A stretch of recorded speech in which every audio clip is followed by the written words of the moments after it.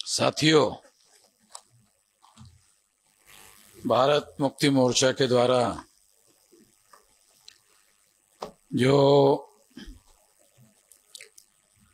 70 कार्यक्रमों की श्रृंखला 32 राज्यों में घोषित की गई है, आज उस श्रृंखलाबद्ध कार्यक्रम के अंतर्गत बड़ा कार्यक्रम आपके यहाँ वसमत में हो रहा है और उस कार्यक्रम का समापन करने के लिए मैं आपके सामने उपस्थित हूँ। साथियों, तमाम विषय चर्चा करने के लिए रखे गए हैं। इसमें मुख्य विषय ईवीएम मशीन का है।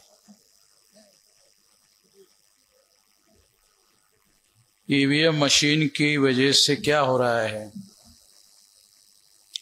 इसे जानना, इसे समझना बहुत जरूरी है। फुले शाहू अंबेडकर के 100 से भी ज्यादा साल के आंदोलन की बदौलत 26 जनवरी 1950 को हम लोगों को वोट का अधिकार मिला। ये सामान्य अधिकार नहीं है। ये सामान्य अधिकार क्यों नहीं है? क्योंकि वोट के अधिकार की वजह से इस देश में हम लोग शासन करती जमात बन सकते हैं। कितने हमारे पढ़े लिखे लोगों को ये बात समझ में आती है? कितने अनपढ़ लोगों को ये बात समझ में आती है? जब पढ़े लिखे लोगों को ये बात समझ में नहीं आती है तो अनपढ़ लोगों को कहां से समझ में आएगी? पढ़े लिखे लोगों की जिम्मेदारी है कि वो अनपढ़ लोगों को इस बात को समझाने का काम करे। तो पढ़े लिखे लोगों को ये पता नहीं है कि वोट का अधिकार फुले शाहू अंबेडकर के 100 साल के आंदोलन की बदौलत हम लोगों को मिला हुआ है। ये उस आंदोलन का निचोड़ है। अगर हम लोगों को फुले शाहू अंबेडकर के आंदोलन के बदौलत अगर कोई सबसे बड़ा अधिकार मिला है तो वो सबसे बड़ा अधिकार वोट का अधिकार है। और सबसे बड़ा वोट का अधिकार जो मिला है वो हमारे लोगों से चुनाव के दौरान खरीदा जाता है और हमारे लोग उसको बेचते हैं। जो लोग खरीदते हैं इस देश में, कौन लोग खरीदते हैं? ब्राह्मणों की संख्या इस देश में 3.5% है। महाराष्ट्र में 1.5 या 2% है। ऑल इंडिया में 3.5% है। 3.5% वोट जिन लोगों के पास है, अगर वो व्यक्ति ग्राम पंचायत का चुनाव लड़ता है तो वो ग्राम पंचायत का सदस्य भी चुनकर नहीं आ सकता। अगर वो ग्राम पंचायत का सदस्य भी चुनकर नहीं आ सकता तो पंचायत का सरपंच भी नहीं बन सकता। जो पंचायत का, ग्राम पंचायत का सरपंच नहीं बन सकता, वो देश की सत्ता का, भारत का प्रधानमंत्री बनवा रहे हैं। नरेंद्र मोदी भारतीय जनता पार्टी के द्वारा बनाया गया प्रधानमंत्री है। भारतीय जनता पार्टी आरएसएस के द्वारा बनाई हुई पार्टी है। आरएसएस ब्राह्मणों के द्वारा बनाया हुआ संगठन है।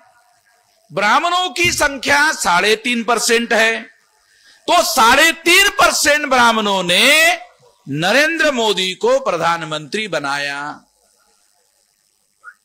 नरेंद्र मोदी प्रधानमंत्री नहीं बना। नरेंद्र मोदी बीजेपी के द्वारा, जो आरएसएस के ब्राह्मणों के द्वारा बनाई हुई 3.5% की पार्टी है, उन्होंने नरेंद्र मोदी को प्रधानमंत्री बनाया। इसका मतलब यह है कि Narendra Modi is not a real Prime Minister of India, he is a nominated Prime Minister. Narendra Modi nominated prime minister है। नॉमिनेटेड अंग्रेजी शब्द है। इसका अर्थ यह है कि ये ब्राह्मणों ने पार्टी बनाई भाजपा। भाजपा पार्टी चलाते हैं बीजेपी के ब्राह्मण, आरएसएस के ब्राह्मण। वो 3.5% ब्राह्मणों ने नरेंद्र मोदी को प्रधानमंत्री पद का कैंडिडेट, प्रधानमंत्री बाद में बनाया, पहले उसको प्रधानमंत्री पद का कैंडिडेट नॉमिनेट किया।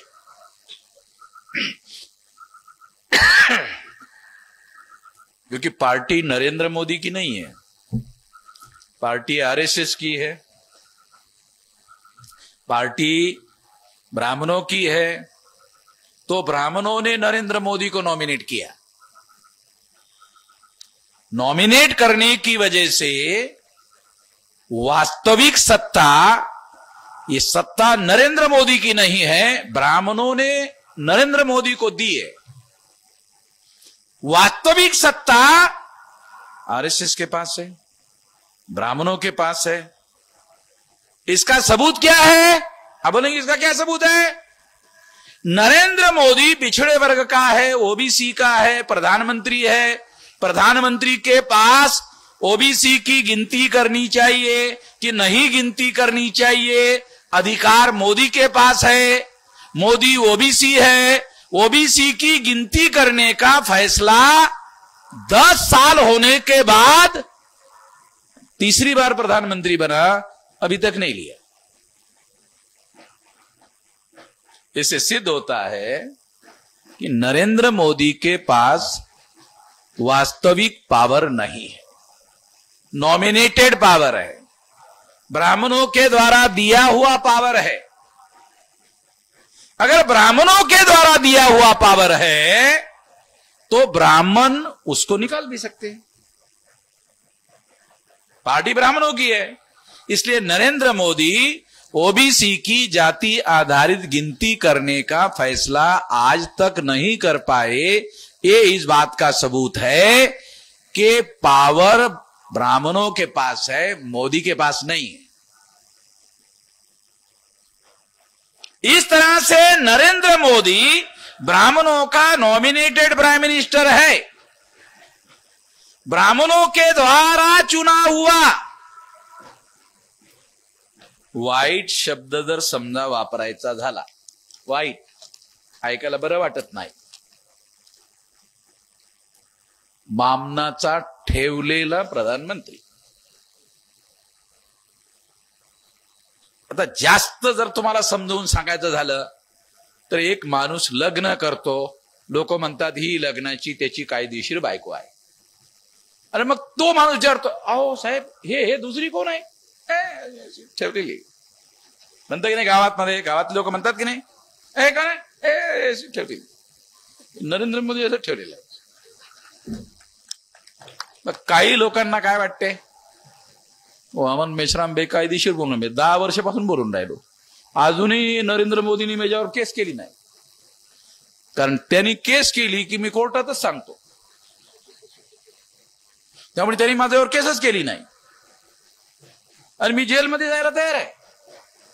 कधी माझ्या कारण मी गुजरातमध्ये जेलमध्ये जाऊन आलोय, मोदीच्या गुजरातमध्ये जेलमध्ये जाऊन आलो, त्यामुळे जेलमध्ये गेल्यानं काहीच नुकसान होत नाही। आपल्या लोकाला पोलीसचे लोक म्हणतात जेल में भेज दूंगा, पण मी जाऊनच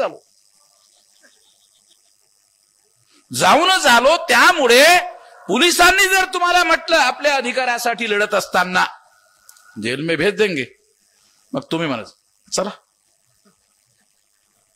चला ते म्हणतात थांबा थोडस साहेबांना विचारून येतो. मुंबईला आम्ही जेल भरो आंदोलन सुरू केलं. माझा हात पकडून इन्स्पेक्टर घेऊन गेला अर्धा किलोमीटर दूर. असा हात पकडला घेऊन गेला आणि सोडून दिला. अरे म्हटलं इथं कुठे जेल आहे? नाही म्हटलं हे असंच जेल आहे.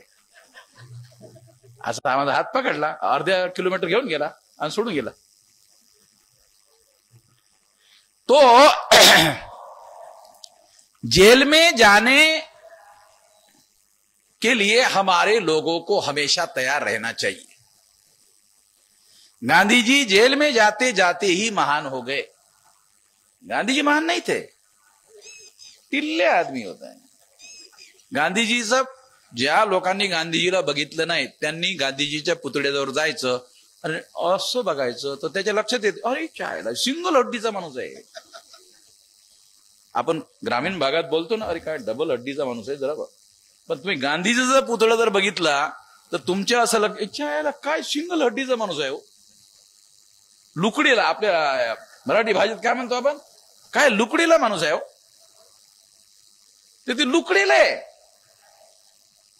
आणि लुकडीला असल्यामुळे त्याला जास्त भूकही लागत नव्हती म्हणून उपाशी राहायचा आणि मरणाचं नाटक पण करायचं चांगला. आणि पेपरवाले हवा तयार करायचे आता मरणार मरणार मरणार. बाबासाहेब आंबेडकरांच्या मुद्द्यावर सुद्धा गांधीजीने उपवास केला होता. पण बाबासाहेब काही त्याचा उपवास सोडायला गेलेच नाही. काही लोकांना वाटलं मरून जाईल. बाबासाहेब मध्ये मरणार नाही. मग त्यांच्या लक्षात आलं की आंबेडकरांवर आपल्याला दबाव टाकावा लागेल तेव्हा होईल, नाही तर आंबेडकर काही उपोषणाला घाबरणार नाहीये. साथियों, बाबा साहब आम्बेडकर ने 17 अगस्त 1932 को कमोलर अवार्ड अंग्रेजों से लड़ झगड़ कर जीत के लाया था. उसके माध्यम से सेपरेट इलेक्टोरेट का अधिकार मिला था. सेपरेट इलेक्टोरेट का अधिकार क्या है? शेड्यूल कास्ट के लोगों को शेड्यूल कास्ट का कैंडिडेट खड़ा करने का अधिकार था और शेड्यूल कास्ट के लोगों को ही अपने वोट देने का अधिकार था. आदिवासियों को अपना कैंडिडेट खड़ा करने का अधिकार था और आदिवासियों को ही वोट देने का अधिकार था.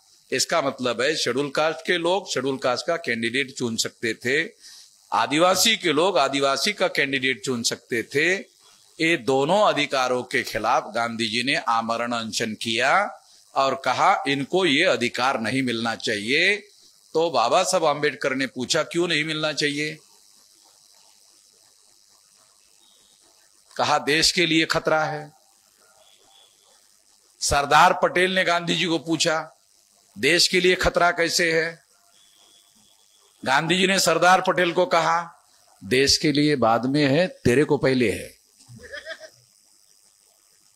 कहा मेरे को पहले कैसे? कहा कि उनके सही और सच्चे नुमाइंदे चुनकर जाएंगे तो तुमको प्रधानमंत्री बनने नहीं देंगे. आजाद भारत में तुमको प्रधानमंत्री नहीं बनने देंगे. 131 मेंबर पार्लियामेंट चुनकर जाएंगे तो बहुमत के लिए जो आंकड़े लगेंगे कांग्रेस के पास नहीं रहेंगे और वो उनको समर्थन नहीं देंगे तो तुम प्रधानमंत्री नहीं बन सकते. इसका अर्थ यह है सेपरेट इलेक्टोरेट से सही और सच्चे प्रतिनिधि चुनने का अधिकार बाबा साहब आंबेडकर ने हासिल किया था. वो सही और सच्चे प्रतिनिधि चुनकर नहीं जाने चाहिए. इसके लिए गांधी जी ने आमरण अनशन किया था और हमारा हक और अधिकार छीन लिया था. दुनिया वाले कहते हैं कि गांधी जी महात्मा थे. मैं गांधी जी को कहता हूं जहां तक SC ST का अधिकारों का सवाल है उसके अधिकार छीनने वाला गांधी शैतान था. हमारे हद तक तो मैं ऐसा कह सकता हूं. अगर किसी को एतराज है, गांधी जी को मानने वाले लोगों को एतराज है तो वो मेरे खिलाफ में केस दाखिल कर सकते हैं. अगर SC ST के लोगों को सेपरेट इलेक्टोरेट गांधी ने खत्म नहीं किया होता तो OBC की जाति आधारित गिनती अब तक हो गई होती. एससी एसटी को सेपरेट इलेक्टेड के अधिकार खत्म करने की वजह से रियल रिप्रेजेंटेशन नहीं मिला, और रियल रिप्रेजेंटेशन नहीं मिला, इसके लिए जिम्मेदार गांधी जी है। और गांधी जी की वजह से ओबीसी की जाति आधारित गिनती नहीं होती है। कितने ओबीसी के लोगों को पता है? जो ओबीसी के लोग गांधी जी को महात्मा कहते हैं, अगर उनको मालूम हो जाए तो मेरे पहले ही उसको शैतान बोलेंगे।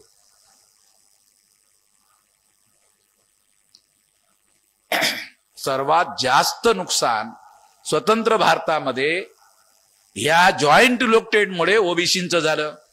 60 वर्ष ओबीसीच्या लोकांना रिझर्वेशन मिळण्यासाठी लागलेत। 17 ऑगस्ट 1932 ला शेड्यूल कास्टच्या लोकांना रिझर्वेशन मिळालं आणि ओबीसीच्या लोकांना 92 मध्ये मिळालं। 32 आणि 92 म्हणजे याचा अर्थ असा की ओबीसींना रिझर्वेशन मिळण्यासाठी शेड्यूल कास्टच्या पेक्षा 60 वर्ष जास्त लागले। याला कोण जबाबदार आहे? याला गांधीजी जबाबदार आहे। गांधीजीमुळे ओबीसींची मोजणी केली जात नाहीये। 50 वर्षापेक्षा जास्त काँग्रेसचंच राज्य होतं। मग काँग्रेस कोणी पैदा केली? गांधीने पैदा केली। काँग्रेस काही अनवरस संतान नाही आहे, गांधीजीची औरस संतान आहे। औरस म्हणजे जायज संतान आहे, नाजायज नाही आहे। काँग्रेस ही गांधीची जायज संतान आहे। त्या जायज संतांनी ओबीसीला मोजलं नाही, मग त्यांना नाजायज कशाला म्हणायचं? हे जायजच आहे। गांधीच त्यांचा बाप आहे। गांधींनीच वर्तमान काँग्रेस डेव्हलप केलेली आहे।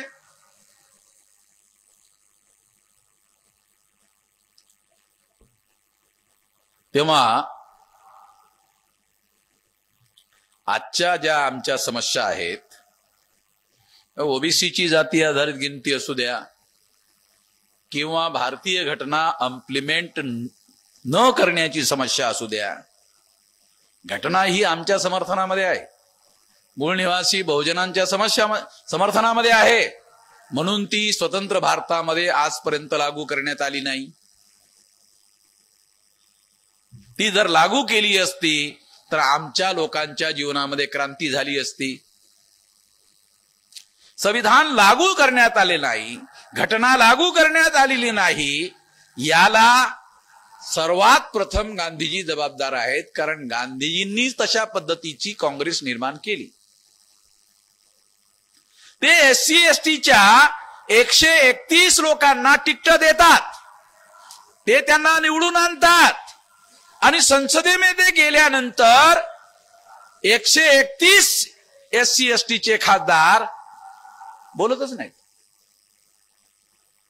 कारण ते जॉईंट इलेक्टेड लागू करण्यात आलेलं आहे। त्यांना बोलू दिलं जात नाही। संसदेमध्ये तलवारी चालायच्या नसतात, शस्त्र चालवायची नसतात, तोंडानं बोलायचं असते। संसदेमध्ये बोलून लढाई लढायची असते। आमचे प्रश्न संसदेमध्ये मांडायचे असतात, ते बोलतच नाही, कारण त्यांना ज्या काँग्रेसनी आणि बीजेपीने तिकीट दिली, जे बीजेपी वाले गांधीला विरोध करतात, नाटकं करतात, कारण त्यांच्या माध्यमातून जे जॉईंट इलेक्टेड लागू करण्यात आलेलं आहे, त्या जॉईंट इलेक्टेड मधून बीजेपीचे एससी एसटीचे 78 खासदार निवडून आलेत। अरे त्यांनी गांधीचा गौरव केला पाहिजे। बीजेपीच्या देशाच्या लोकांनी गांधीच्या जॉईंट इलेक्टेड मधून बीजेपीचे 78 लोक निवडून आलेत। तेव्हा बीजेपीचे लोक गांधीच्या विरोधात आहेत असं म्हणतात, कसं काय? गांधीजीच्या मुळे त्यांचे 78 लोक निवडून आलेत, नाही तर आमचे लोक त्यांना मतदान देतात का? तेव्हा ही सर्व व्यवस्था ईव्हीएम येण्याच्या अगोदर गांधी नावाची ईव्हीएम लागूच होती। त्याला गांधी सुद्धा ईव्हीएमच आहे, कारण गांधीनं उपवास करून आमचा सेपरेट इलेक्टेडचा अधिकार संपवला आणि ईव्हीएम मुळे काय झालंय? ईव्हीएम आलं त्यांनी काय केलंय, त्यांनी आमचा जो मतदानाचा अधिकार आहे तो गायब करून टाकला. ईव्हीएम मुळे मतदानाचा अधिकार गायब झाला, कारण ईव्हीएम आमच्या मतांची चोरी करते. तुम्हाला माहित आहे का, महाराष्ट्राच्या निवडणुकीमध्ये 288 मतदारसंघापैकी 232 जागा बीजेपीच्या निवडून आल्या. बीजेपी आणि गठबंधन 232 जागा. सरकार बनवण्यासाठी किती पाहिजे होत्या? 145 जागा. किती निवडून आल्यात? 232. आता काल निवडणूक आयोगाचा जो राजीव कुमार आहे त्यांनी घोषित केलंय, काल्पनिक नाही सांगत, निवडणूक आयोगाच्या कमिशनरनी राजीव कुमारनी घोषित केलं की महाराष्ट्राच्या निवडणुकीमध्ये 76 लाख मतांचा हिशेब लागत नाही. किती मतांचा? 76 लाख मतांचा हिशेब लागत नाही. तो आम्हाला मिळून नाही राहिला. कोण म्हणतंय? हिशेब ठेवणारा माणूस म्हणते. तो हिशेब ठेवणारा माणूस निवडणूक आयोगाचा कमिशनर राजीव कुमार, त्यांनी स्वतः स्टेटमेंट दिलंय. त्याचं स्वतःचं स्टेटमेंट आहे. 76 लाख महाराष्ट्रातले 76 लाख मतांचा हिशेब मिळत नाहीये. ती कुठे गेली आम्हाला दिसून नाही राहिलेत. ती मोजताना होते. तुम्ही ते मोजल्यामुळे 232 जागा बीजेपीच्या निवडून आल्यात. आणि त्या जर मोजल्या नसत्या तर बीजेपीच्या 232 निवडून आल्या नसत्या. मोजल्यानंतर तुम्ही त्यांना सर्टिफिकेट दिलेत आणि सर्टिफिकेट दिल्यानंतर म्हणता ते दिसतच नाहीत. ते 76 लाख मतं कुठं ते दिसून नाही राहिलेत. कारण आरटीआय मधल्या लोकांनी ते विचारलं त्याला. त्याचं सर्व डॉक्युमेंट माझ्याजवळ आहे. ज्या व्यक्तीने विचारलंय ते डॉक्युमेंट माझ्याजवळ आहे. त्यांनी लिहून दिलं त्याला. ज्याला लिहून दिलं त्यांनी मला दिलंय. म्हटलं मला दे, तुझ्या कामाचं नाहीये. तुझ्याजवळ घरी पडून राहील हे आकडे, हे मला दे. त्यांनी मला दिलं. 76 लाख मतांचा हिशेबच नाही आहे. त्या 76 लाख मताच्या आधारावर बीजेपीचे 232 लोक निवडून आणलेत. बीजेपीचे लोक बरेच दिवस मंत्री नाही बनवू शकले. हा त्याचा घोड आहे. त्यांनाच आश्चर्य, इतके कसे आले? आम्ही तर इतके लावले नव्हते, इतके कसे आले? म्हणजे ईव्हीएम मशीन मध्ये ओपनली स्वतः पहिल्यांदा निवडणूक आयोगाच्या अधिकाऱ्यांनी, तेही चीफ इलेक्शन कमिशनरनी 76 लाख मत गायब आहेत. महाराष्ट्राच्या विधानसभेने पहिल्यांदा ईव्हीएम मध्ये घोटाळा होतो. 76 लाख मताच्या आधारावर मान्य केले. निवडणूक आयोगाच्या चीफ इलेक्शन कमिशनरनी मान्य केले. तेव्हा किती भयंकर गोष्ट आहे. याचा अर्थ असा, ईव्हीएम मशीन मध्ये घोटाळा होतो ही गोष्ट 100% खरी नसून 200% खरी आहे. म्हणजे काही लोकांना 100% ऐकून ऐकून सवल पडल्यामुळे त्यांच्या डोक्यावर परिणाम होत नाही, म्हणून मला 200 वापरावं लागून राहिलं.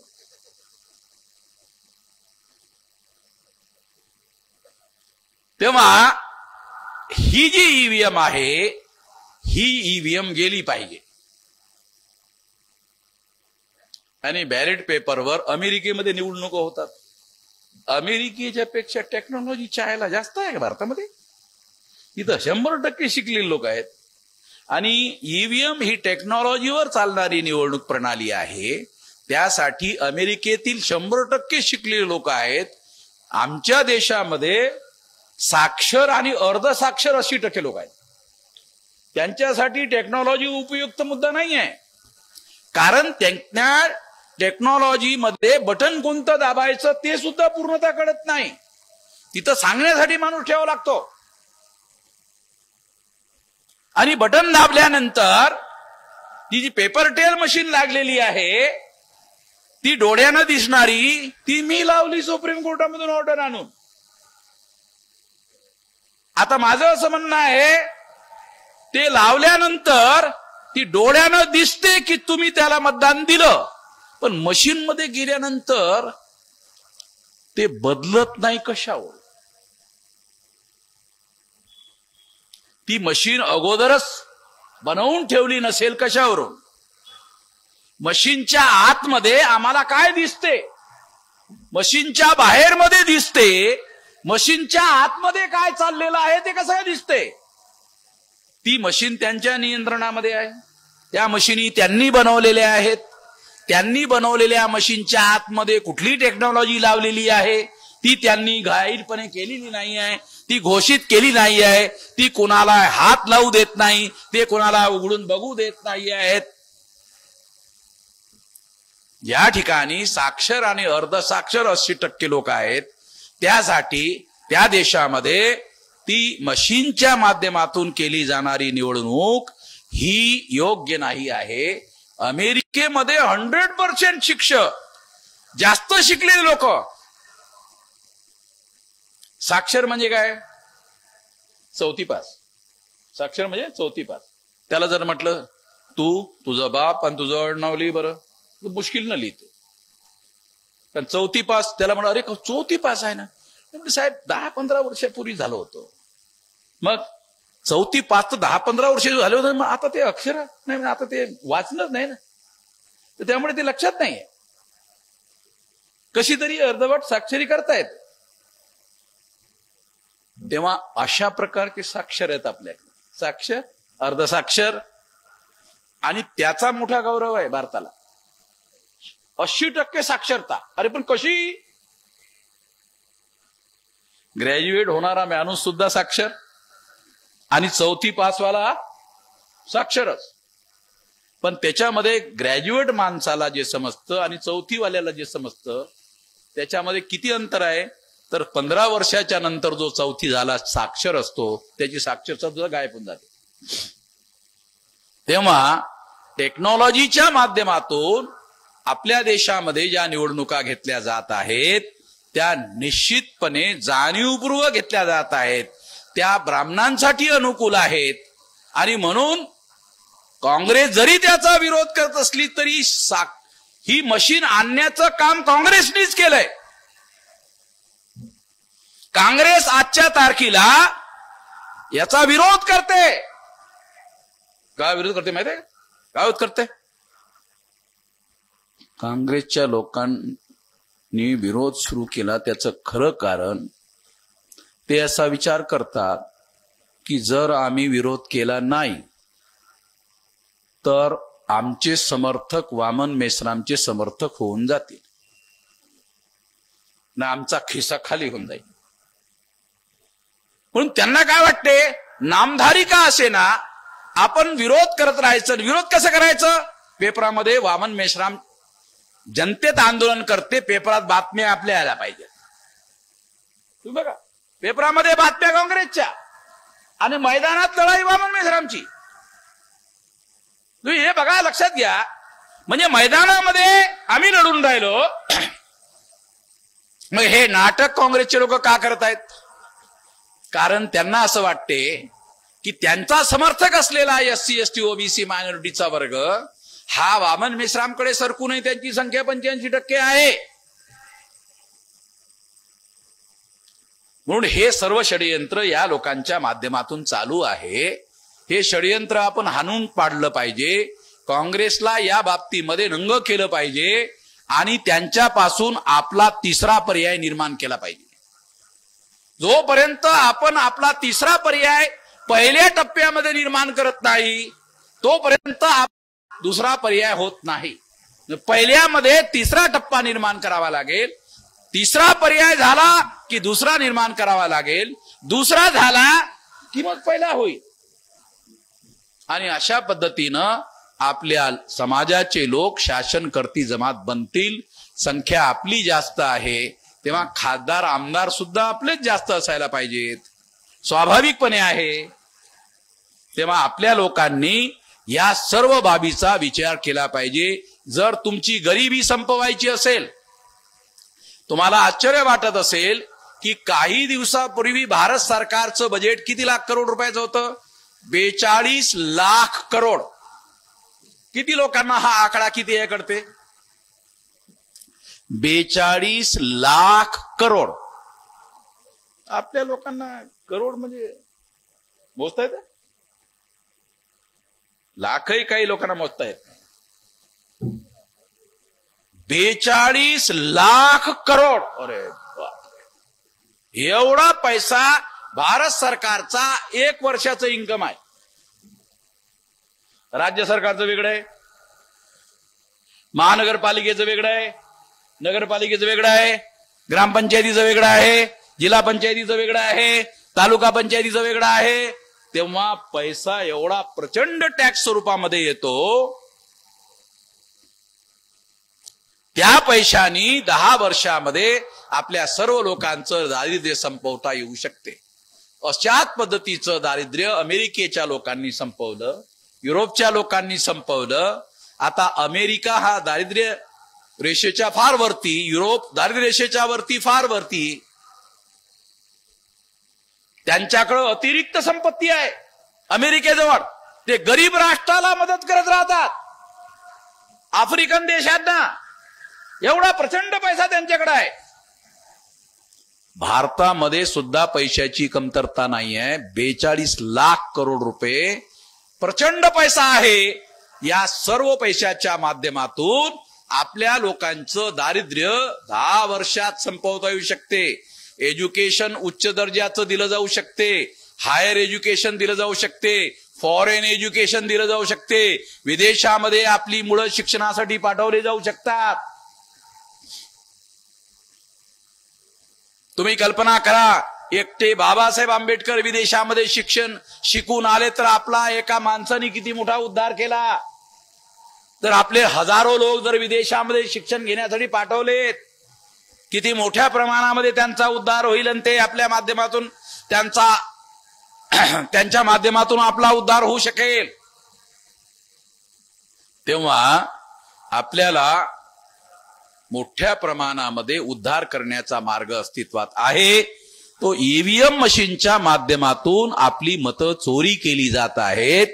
चोरी करण्याच्या पाठीमागचा हेतू आपण राज्यकर्ते बनायला नको. म्हणजे ईव्हीएम हे तुम्हाला राज्यकर्ते बनवण्यापासून थांबवण्यासाठी आहे. आणि यामध्ये बीजेपी आणि काँग्रेस, काँग्रेस आणि बीजेपी यांचं काय षडयंत्र आहे? 10 वर्ष तुम्ही ईव्हीएमचे घोटाळा करून राज्य करा, 10 वर्ष आम्ही करतो. बीजेपीची 3री टर्म चालू आहे, आणखी 1 टर्म बीजेपीला मिळेल. म्हणजे 10 वर्षाची बरोबरी जी झालेली आहे, त्यानंतर बीजेपीचे 10 वर्ष शिल्लक होतील. मग ते शिल्लक झाल्यानंतर काँग्रेस येईल, मग ते आणखी 10 वर्ष करतील. म्हणजे हे असं ठरवलेल्या गोष्टी आहेत, हे ठरवून चाललेलं आहे. आणि म्हणून आपल्याला, कारण यामध्ये मीडियाचे लोक सहभागी आहेत, कोर्टाचे लोक सहभागी आहेत, अर्धवट बातम्या छापतात, खोट्या बातम्या छापतात, खऱ्या बातम्या छापत नाहीत. आम्ही रिसर्च करून डाटा काढतो म्हणून आम्हाला माहिती मिळते. आणि आमच्या माध्यमातून जितक्या लोकांना आम्ही सांगू शकतो तितक्या लोकांना आम्ही सांगतो. बाकी करोडो लोक तसेच राहतात, त्यांना माहितीच नाही राहत. ज्ञान तर फार दुसरी गोष्ट आहे. माहिती ही प्रायमरी स्टेज आहे ज्ञानाची. माहिती सुद्धा आमच्या लोकांना दिली जात नाही. ज्ञान देण्याचा मुद्दाच फार दूरचा आहे. तेव्हा हे जे काही षडयंत्र देशात चाललेलं आहे, हे षडयंत्र जर हाणून पाडायचं असेल तर आपल्याला काय करायला पाहिजे? आखरी मुद्दा सांगतोय, काय करायला पाहिजे? या देशात जर तुम्हाला बदल घडवायचा असेल तर एक उपाय आपल्या जवळ आहे.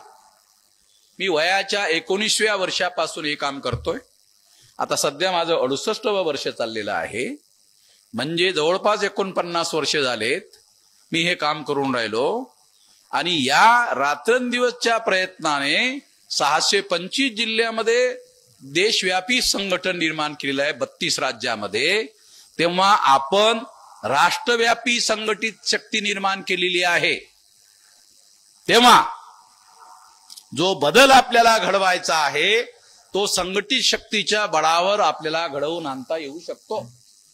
ती संघटित शक्ती आपण निर्माण केलेली आहे. ही संघटित शक्ती फक्त 6 लाख गावापर्यंत पोहोचवायची आहे. तेव्हा तुम्ही लोकांनी ते गावापर्यंत पोहोचवायचं आहे. गावातल्या लोकांना जास्त समजून सांगण्याची जरूरत नाही. तुम्ही फक्त गावामध्ये जरी गेलात आणि बूथ लेवलचं संघटन बनवलं तर 15 लाख बूथ लोकांचं संघटन बनवता येऊ शकते. आणि मग schedule caste, most backward schedule caste, extreme backward schedule caste, schedule tribe, most backward schedule tribe, nomadic tribe, MBC, OBC आणि मायनॉरिटी मुस्लिम, सिख, ईसाई, बुद्धिस्ट, जैन, लिंगायत या लोकांच्या माध्यमातून 14x15 अशा पद्धतीचे 2 करोड ग्रुप आपण तयार करू शकतो. आणि हे 2 करोड ग्रुप जर संपूर्ण देशामध्ये आपण तयार केले तर ह्या 2 करोड ग्रुपच्या माध्यमातून आपण प्रचंड मोठी संघटित शक्ती निर्माण करू शकतो. या संघटित शक्तीच्या बळावर या देशामध्ये आपल्याला पाहिजे ते परिवर्तन घडवून आणू शकतो. आपल्याला परिवर्तनाची मागणी करण्याची जरूरत नाही. मागणी केली तर ब्राह्मण आपल्याला काही देणार नाही. मागल्याने कुणालाही अधिकार जगामध्ये मिळालेले नाही. मागितल्याने कधी कधी भीक मिळते, भीक सुद्धा मिळत नाही. आणि देणारा सुद्धा म्हणजे फेकून देतो. तेव्हा इज्जतीचं जीवन, सन्मान आणि मानाचं जीवन जर जगायचं असेल तर ते संघटित शक्तीच्या बळावर मिळवलेल्या अधिकारामधून आपल्याला करता येतंय. ते आपण करण्याच्या ताकदीच्या लेवलवर आलेलो आहे. त्यासाठी आपण एकच काम करायचं आहे, ते म्हणजे ग्रामीण भागामध्ये जाऊन बूथ लेवलचं संघटन बनवा. त्याचा कार्यक्रम 2030 पर्यंत बनवलेला आहे. 2030 पर्यंत 2 करोड सामाजिक समूहाचे ग्रुप आपण तयार करू शकतो. आणि आपल्याला पाहिजे 2030 पर्यंत जो बदल आहे तो आपणच आपल्या बळावर निर्माण करू शकतो. जो बदल आपल्याला हवा आहे तो आपणच आपल्याला संघटित शक्तीच्या बळावर मिळवू शकतो. कोणालाही मागण्याची काही जरूरत नाही. मागितल्यानं मिळणार नाही. तुमचे अधिकार त्यांनी जबरदस्तीनं दाबून ठेवलेले आहेत. आणि दाबून ठेवलेले अधिकार जे आहेत, जबरदस्तीनं घेतलेले जे अधिकार आहेत ते मागल्यानं मिळणार नाही आहेत. ते आपल्याला संघटित शक्तीच्या बळावर घ्यावे लागतील. ते करण्यासाठी मी आपल्या सर्वांना अपील करतो की तुम्ही तुमच्या जिल्ह्यामध्ये जाऊन तालुक्याच्या संघटना बांधा. तालुक्याच्या लोकांच्या माध्यमातून गावाच्या आणि बूथ लेवलच्या संघटना बांधा. हा कालबद्ध कार्यक्रम 2030 पर्यंत आपण पूर्ण करू शकतो. ते जर आपण केलं तर जास्त दिवस नाही आहे. 2030 जास्त नाही, 25 चालू आहे.